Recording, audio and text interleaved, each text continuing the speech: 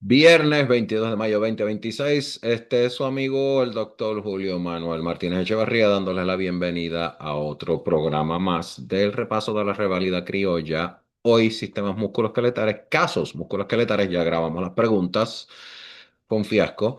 eh, y espero que esta grabación me vaya mejor que la otra. Eh, Vamos a presentarles hoy tres casos en el sistema musculoesqueletal. Ya habíamos hecho seis. La última vez nos reunimos, en este caso fue más o menos el 10 de septiembre del año pasado. Primer caso del día, que es el caso número 7, séptimo caso del lote. Un atleta de 19 años acude al servicio de urgencias médicas a la sala de emergencias con su entrenador tras lesionarse la rodilla izquierda durante una práctica deportiva. ¡Auch! Dice que oyó un chasquido, un pop, al hacer un giro rápido y que luego sintió un dolor cabrón en la cara lateral de la rodilla y que su pierna se colapsó. La pregunta que les voy a hacer en este caso es, usualmente, ¿cuáles son los dos ligamentos intracapsulares principales de la rodilla? Usualmente no, ¿cuáles son? Pero la pregunta es usualmente cuáles son los dos ligamentos intracapsulares más lastimados de la rodilla. Número dos, ¿cuál es el suministro de sangre a la rodilla? Número tres, ¿cuál es la función del menisco? Número cuatro, ¿en qué se diferencian los ligamentos colaterales y cruzados en sus funciones? Número 5, ¿qué ligamento de la rodilla se lesiona con mayor frecuencia? Esto como que es redundante. En la primera pregunta como que ya íbamos a cubrir esto, pero de esas dos hay una que más se lesiona. ¿Y qué es la tríada terrible o infeliz? No del infeliz, sino infeliz, the unhappy triad. El ligamento cruzado anterior se extiende desde el área intercondilear anterior de la meseta tibial y atraviesa la parte superior y lateral, superiormente y lateralmente la superficie media del cóndilo femoral lateral. Y entonces el ligamento cruzado posterior, tenemos el anterior cruciate ligament and posterior cruciate ligament, ACL y PCL. El posterior se extiende desde el área intercondylar posterior de la meseta tibial y atraviesa la parte superior y medialmente la superficie lateral del cóndilo medial del fémur. Eh, Usualmente en cualquiera de estos atlas de anatomía podemos verlo con mejor precisión, pero van a ver el cóndilo lateral, el cóndilo medial, el ligamento cruzado anterior, el ligamento cruzado posterior, el ligamento colateral lateral, el ligamento colateral medial, el menisco lateral y el menisco medial. ¿Cuál es el suministro de sangre a la rodilla? O sea, ¿cuáles dos ligamentos intracapsulares son cuáles son los dos ligamentos intracapsulares principales de la rodilla? El ACL y el PCR. El ligamento cruzado anterior y el ligamento cruzado posterior. Anterior cruciate ligament, posterior cruciate ligament. ¿Cuál es el suministro de sangre a la rodilla? ¿De dónde carajo viene la sangre a la rodilla? El suministro de sangre a la rodilla consiste en ramas geniculares de los siguientes vasos sanguíneos. Eh, la arteria tibial recurrente anterior. B, la arteria tibial anterior. Hay una recurrente y una regular. La rama descendente de la arteria circunfleja lateral. De esa sería la C. La D, arteria femoral. La E, el plexo rotuliano. La F, arteria poplitea o popliteal artery. Y la última, la G, arteria tibial posterior. ¿Cuál es la función del menisco? El menisco, con forma de media luna, es un cartílago que se encuentra entre el fémur y la tibia. Y el menisco absorbe, como un shock absorber, absorbe la carga de impacto de las articulaciones y participa en la estabilidad de la rodilla. Y el menisco es mayormente avascular, o sea, no tiene una eh, fuente de sangre, y se divide en el asta anterior, el cuerpo y el asta posterior. Y un menisco medial y uno lateral están conectados por el ligamento transverso. Se acabó. Vamos a la próxima pregunta. ¿En qué se diferencian los ligamentos colaterales y cruzados de su función? ¿Cuál es la diferencia, profe? Bueno, los ligamentos cruzados permanecen tensos en la flexión y extensión y se van a relajar a 30 grados de flexión. Y los ligamentos colaterales están tensos en extensión y relajados en flexión. Al revés. Y además los ligamentos cruzados previenen el desplazamiento anterior y posterior de la tibia, a menos que sea un movimiento extremadamente violento. Y los ligamentos colaterales previenen la abducción y la aducción de la rodilla, hasta que estás jugando fútbol americano y te hacen un saque lateral y se jodió la cosa. Bueno, ¿qué ligamento de la rodilla se lesiona con más frecuencia?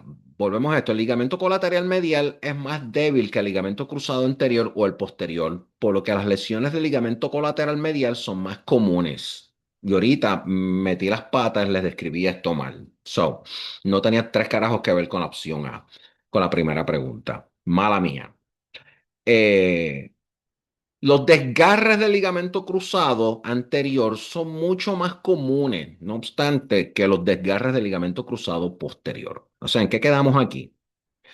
Que el ligamento de la rodilla se lesiona con más frecuencia. Si me preguntas, te voy a decir que es el ligamento colateral medial, medial collateral ligament, porque es el más debilucho que el ligamento cruzado anterior o el posterior.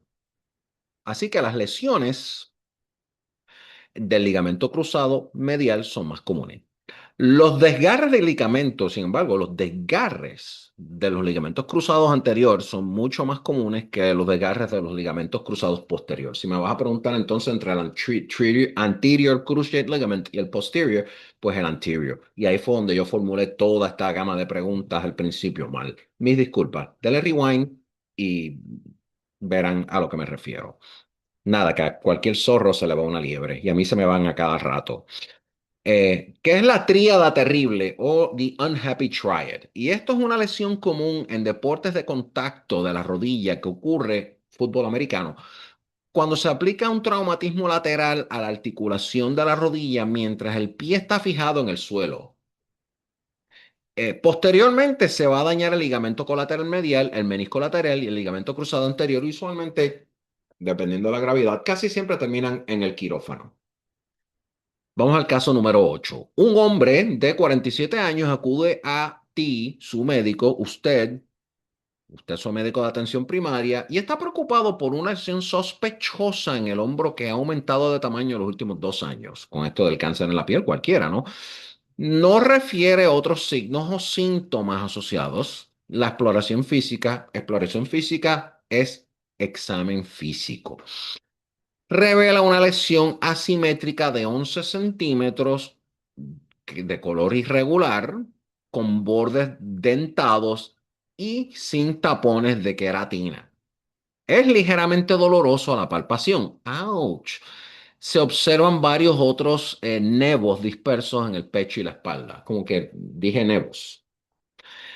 Bueno, ¿cuál es el diagnóstico? Ya que dije nevos, ¿cuál es el diagnóstico diferencial y cuál es el diagnóstico más probable? Como ustedes saben, hacemos el diagnóstico diferencial y de ahí sale el diagnóstico más probable. Si usted hace un diagnóstico diferencial, una lista, y entonces su diagnóstico más probable o el diagnóstico real al final no tuvo tres carajos que ver con tu diagnóstico diferencial, we have a problem. Eh, ¿Qué células son responsables de esta lesión y cuál es su origen embrionario? ¿Cuál es la etiología de esta lesión? ¿Cuál es el factor pronóstico más importante para esta afección? ¿Cómo y dónde tiende a propagarse los melanomas? ¿Y cuál es el tratamiento adecuado para esta afección? Y en este caso de nuestro queridísimo paciente, las causas benignas, vamos a empezar por el diagnósticos diferenciales. Las causas benignas de una lesión de color irregular incluyen los hemangiomas, queratosis seborreica o seborreica, el nevo, compuesto de la unión y la dermatofibroma pigmentado, pero dadas las características de esta lesión, el diagnóstico más probable es un melanoma maligno y las reglas del ABCD ayudan a distinguir el melanoma de otras lesiones. Asimetría, las lesiones malignas suelen ser asimétricas. Irregularidad de los bordes, la mayoría de los melanocitos crecen de límites lisos, redondos y uniformes. variedad de color. Las lesiones malignas suelen tener variación de la pigmentación del color y ocasionalmente pierden pigmentación. Y por último, el diámetro. Un diámetro de mayor a 6 milímetros aumenta considerablemente la probabilidad de malignidad y la mayoría de las lesiones terminan midiendo más de 10 milímetros. Y para esto necesitamos una biopsia. A simple ciencia, no podemos decir, usted está jodido, tiene cáncer en la piel. No, eso no se hace. ¿Qué células son responsables de esta lección y cuál es su origen embrionario? Vamos un poquito de embriología aquí. Los melanomas se originan a partir de los ¿quiénes? Melanocitos. ¿Y qué se derivan de dónde? Del tejido de la cresta neural y residen en la epidermis o, con menor frecuencia, la dermis. ¿Cuál es la etiología de esta lesión? Los melanomas malignos tienen más probabilidades de aparecer en zonas que reciben exposición a la luz solar. Otros factores de riesgo incluyen nevos atípicos displásticos y, claro, antecedentes familiares. ¿Cuál es el factor del pronóstico más importante para esta afección? El factor más preocupante es la invasión vertical, para dentro de la piel, como decimos en valenciano arriba, ya que las lesiones más profundas tienen un peor pronóstico. Mientras más profunda la lesión, peor es el pronóstico. La detección del melanoma en etapas tempranas es crucial, ya que el pronóstico es excelente si se trata a una etapa temprana. Pero hay un sin embargo. Después de que el tumor haya penetrado de la membrana basal y entrado a la grasa, al tejido subcutáneo, estamos jodidos. La supervivencia a 5 años es solo del 49%, o sea, un poquito menos de la mitad. La proteína S100 puede ayudar a determinar el pronóstico. Los niveles séricos elevados de S100 son correlacionados con un peor pronóstico. Worse prognosis. ¿Cómo y dónde tiende a propagarse el melanoma? Bueno, las lesiones iniciales generalmente se propagan de manera superficial y horizontal a través de la piel, horizontal, superficial. Y luego entran en una fase de crecimiento vertical, y esa es la que no queremos, hacia las capas más profundas de la piel. Y los melanomas pueden luego propagarse como buenos hijos de putas que son por vía linfática o hematógena. Las primeras metástasis detectables ocurren en los ganglios linfáticos regionales. ¿Copiaron eso? Las primeras metástasis detectables ocurren en los ganglios linfáticos regionales. Los sitios clásicos de propagación hematógena incluyen el cerebro, el pulmón, el hígado, los huesos. Sin embargo, los melanomas son conocidos por hacer metástasis en ubicaciones inusuales. En otras palabras, everything and anything is fair game. ¿Cuál es el tratamiento adecuado de los melanomas? Obvio, la excisión quirúrgica con disección opcional de los ganglios linfáticos regionales envueltos para la enfermedad más avanzada sigue siendo el tratamiento de primera línea. Estamos. Ustedes que están en la isla y yo que estoy en Texas, que aquí en los veranos se meten unos calores espantosos, no nos expongamos al sol. Es horrible. Eventualmente nos puede matar. Ay, mira, qué lindo te ves, o qué linda te ves. Tremendo son tan, mami o papi. 20 years later. Hey, Doc, can you check this thing? It's been growing. ¿Puedes chequear esta mancha que ha estado creciendo? You get my drift. Un niño de 3 años llevado al pediatra por sus padres porque ha estado cayendo con frecuencia y le cuesta levantarse en una posición sentada o acostada, mientras que antes lo hacía con facilidad. 3 años. Su historial de desarrollo es notable por un retraso en sus habilidades motoras. Comenzó a caminar a los 18 meses. Tiene una mancha de pato y cuando está sentado usa los brazos para impulsarse hasta la posición erguida. Un examen físico muestra una marcada debilidad muscular en las extremidades, en particular los grupos musculares proximales, una hipertrofia de los músculos de la pantorrilla. El tío materno del nene falleció a los 16 años y sufría de formas similares cuando era más joven. Dado esta descripción que les he dado, ¿cuál es el diagnóstico más probable y cuál es la patogénesis del trastorno? ¿Cuál es el pronóstico para los pacientes con esta afección? ¿Qué pruebas se utilizan para diagnosticar esta afección? Los padres del paciente tienen un segundo hijo de 6 meses de edad. ¿Cuál es la probabilidad de que también este muchacho o esta muchacha desarrolle esta afección? ¿Qué banda en un sarcómero permanece constantemente en longitud durante la contracción muscular? Sarcomeres. ¿En qué se diferencian la presentación de un paciente con esta condición, distrofia muscular de Beckers, de la de este paciente, que vamos a decir ahora cuál es el trastorno? Beckers es otra condición. Nuestro paciente tiene Duchenne, distrofia muscular Duchenne, que es un trastorno recesivo ligado al cromosoma X, XP21. Memorícense eso. Y es caracterizado por una deficiencia de distrofina funcional, que es una proteína de unas 23.000 kb que ayuda a estabilizar las fibras musculares. Aproximadamente un tercio, uno de cada tres de los casos, son esporádicos y se deben a unas mutaciones espontáneas, no hereditarias, no se sabe por qué carajo, que surgen de una desalineación de los cromosomas durante un evento de recombinación.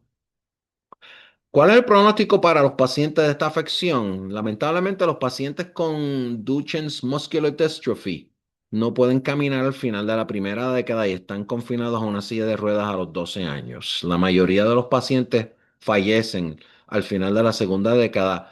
La insuficiencia respiratoria usualmente es la principal causa de muerte porque el músculo respiratorio se afecta, el músculo del diafragma se afecta.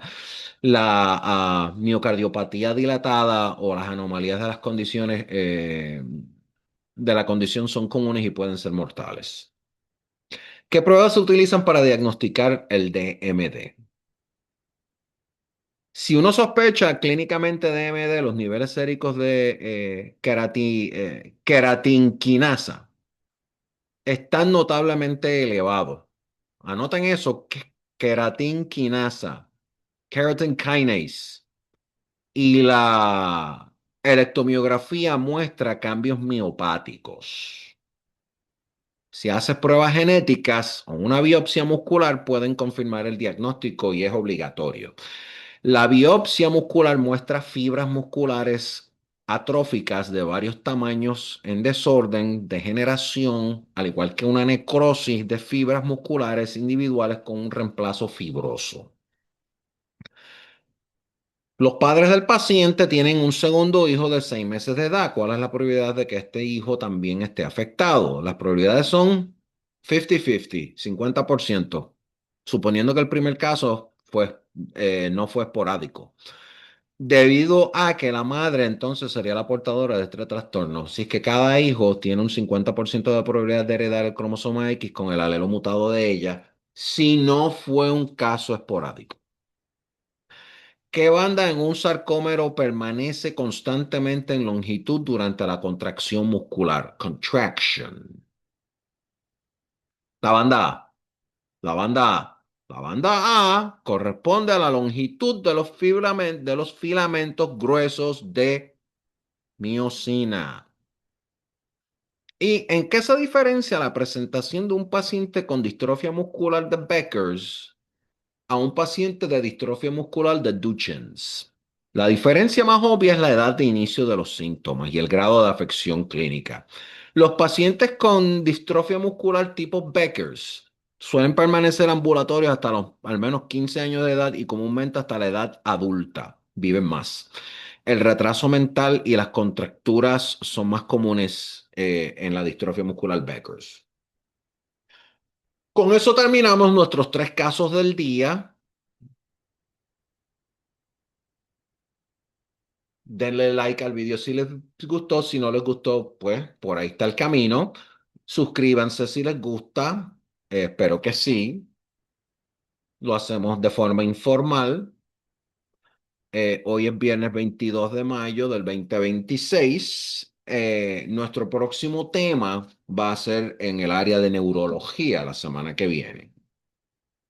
Ya estamos en la etapa final, ya estoy en la etapa de Quality Assurance del portal Ultra Boards MD en español. Estoy en el área de cotejando las preguntas, que las contestaciones estén bien, que las alternativas estén bien, que las explicaciones hagan sentido antes de yo hacer un lanzamiento. Para ese lanzamiento voy a hacer una presentación exclusiva donde voy a dar todos los datos de suscripción, etcétera, etcétera.